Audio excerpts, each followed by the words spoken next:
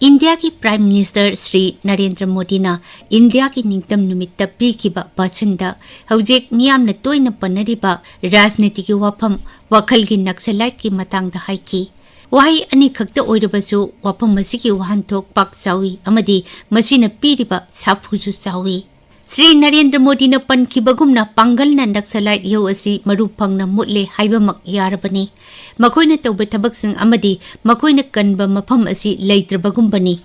इहो असिगी मियोय मसिंग अमदी मखोइना तौरंबा हिंसागी थबकसिंग यामना चावना लेबाग असिगी पैरामिलिटरी अमदी मफम मफमगी पुलिससिंगी शक्तिना पाक सन्ना लाक्सिनबा ngamle अदुमकना चलिबा सही असगी मार्च थादा इंडिया की होम मिनिस्टर श्री अमित शाह ना हिंसादा युमफम ओइबा कम्युनिस्ट सिंगी इहो मपुंग फाना लाक्सिले हाइदुना लाउथोख्रबनी इहो असिगी इतिहास येंगबा मतमदा तपना तपना मफम खरक खक्तदा तासिलखिबनी मखोइगी हिंसागी थबकसु हंथरखी अदुगा हिंसा तौपा मफमसु नोंमा नोंमगी पिक्थरखी इहो असि लाक्सिनबा ngamlibagi maram kayagi manungda sarkarna sijinariba sapu amadi sakti sing asiju amani aduga nakal amaromdana khulai paitaba amadi wakhalon gi thakta leiriba naxalite ki sapu asi mapung phana laksinba ngamdri haiba yai ningtamlaba itihas ka sagona duna laklaba hingsa da yumpham oiba communist sing gi iho asigi wakhalon adu muthat pa haibasi araiba amanate वाफम मसी लेबनिना उमंग वामंग ते लेरंबा कुलाई पाइतुना पांगल फुंगदोकपा सापु अदु थेंगनबदा लाइबदौना वाखलोनगी नक्सलाइटसिंग असिदी lightly हाइबसी India की prime minister न फुंगदोकपा अदुना ताकली अदुना शहर दे लेरगा India की कांगलोनदा वाखलना सिंगनरकपा असिगा खुलाई पाइरगा उमंगदगी सिंगनरकपगा खेनै हाइबसी prime minister न पल्लिबो वाफमसिंग असिदगी उबंगमले लेबाग असिदे लेरिबा पॉलिटिकल पार्टी नत्रगा पॉलिटिकल सर्कल कयादा तुंगान तुंगानबा वाहनतोक पीदुना वखलगी नक्सलाइट हाइबसिगी मतंगदा खनरी अदुबु सरकार अमदी सरकार पाइरिबा मियोइसिंगना हाइबा मतमदा वहाइसिंग असिगी वाहनतोक असि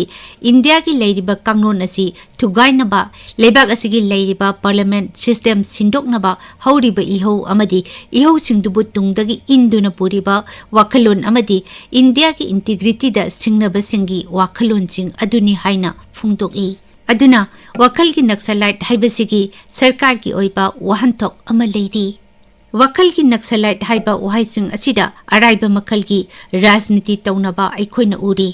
वहाइसिंग न पीदिबा वाहनथोक लाना पुथोकलगा अनुबा वाहनथोक पीनबा होनबा अखोइना थिंगनरी वाहनथोक ओंथोकपगी राजनीति असिना नक्सलाइट अमदी शहर दे युमफम ओइबा नक्सलाइट इहोगी राजनीति मयेक सेंगना खंगबा ngamloi हौजिक लागिबा वाफमदी नक्सलाइट की पांगल की इहो अदु लागथुरबा मतुंगदा वखल की लानहौ असि करमना थेंगनगदगे हाइबसिनी लानहौ अमदी लानहौ की राजनीति हाइबसि पांगल थौना लाक्सिनबा खक्तना लोइबा नते अदुना थेंगनगदौरिबा असि वाटली हाइबगी इंगित अमा इंडिया की प्राइम मिनिस्टर न उठखिबनी इंडिया की सही यांखै मापन सुरबा नक्सलाइट इहो असि सरकार असिना सही असिगी मार्च फावगी मनुंगदा लोइसिनगनी हाइकिबा अदुमक्ति पांगलना लाक्सिनबा असिना उरे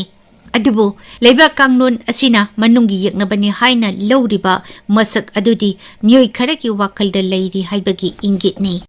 वहाई अनि खक्तदी ओइबा श्री नरेंद्र मोदी की वाफम असि कुपना नैनगदबा मजाक अमदी वाखलोन अमदगी हौरखिबा अदुगा सही यांखै मापन पांगलदा फुदोख्रबा इहो असि अपुनबा वाखलोनदगी येंगलगा करमना वाखैनबा होनगदगी हाइबसिनी वहाई की वाहनथोक अमदी पार्टी पॉलिटिक्स की वांगमदा वाखैनबा उपायसिंगी मरमदा खंथबा चंगी पांगलना लाक्थुबत नतना वाखलोन की ताइसिनबा अमदी कांगलोन की सासिनबा अमदी वाखलोन होंदोकनबा होटनबा अम चंगी इंडिया की प्राइम मिनिस्टर ना लेबाग असिगी निक्तम नुमित्ता थमखिबा वाफम असि तराइना लौबा यारोय इलेक्शन पॉलिटिक्स की वाफम नते इंडिया की कांगलोन की ओइबा राजनीति की अचौबा वाहंग सेनरिबनी।